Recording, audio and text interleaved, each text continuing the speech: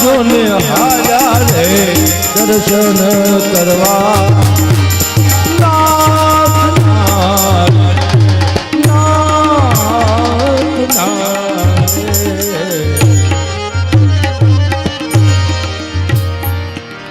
સુદામાને કૃષ્ણ પ્રભુ હાથ પકડી અને લાવે છે મહેલની અંદર.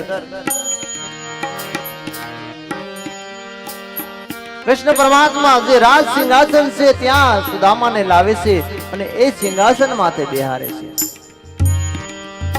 અષ્ટપત્રાણીઓ તો જોઈ રે, અરે આ દ્વારકાના નગરીના રાજા અહીંયાનો મિત્ર, અને ઈ પોતે નિશાવ ઉતરી અને મળે છે. મળ્યા પછી હાથ પકડીને લાવે છે ને એની સિંહાસન માથે સુદામાને બેહાર્યા.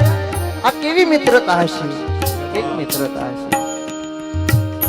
કૃષ્ણ પરમાત્મા અષ્ટપત્રાણીઓને કહે છે કે લાવો સુગંધી જળ લાવો,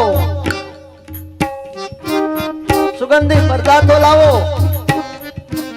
અને જળ લાવો, ગોમતીના નીર લાવો. દ્વારકા નગરી નહીં, આ ગોમતી નદી છે એના નીર લાવો, મારે મારા મિત્રના પગ ધોવા છે.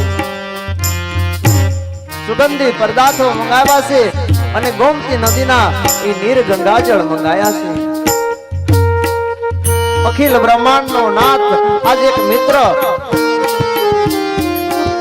એના શરણ પખાળે છે, એના પગ ધોવે છે. કેવો પ્રેમ મિત્રતાનો!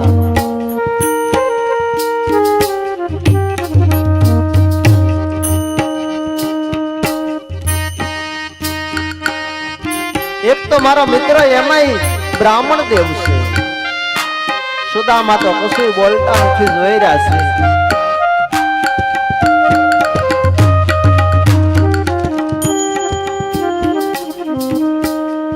અષ્ટપત્રાણીઓ સેવામાં લાગી ગઈ છે.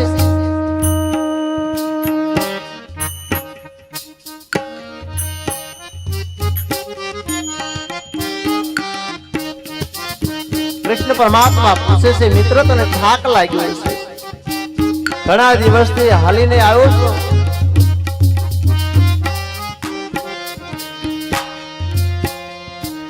ખૂબ સારી રીતે સેવા કરે છે સુદામાની, પણ ઓલો જે પેલા પોટલું આપેલું છે ને આવું બધું જોઈ અને સુદામાને શરમ લાગે છે.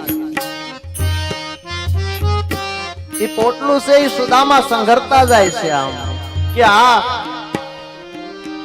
દ્વારકા નગરીનો રાજા અને સોનાની નગરીનો રાજા અને અમારો આ એક ચિત્રાથી બાંધેલું પોટલું, અને આ પોટલું આ બધાય જોશે. સુદામાને શરમ આવે છે, પોટલું સંઘરતા જાય છે.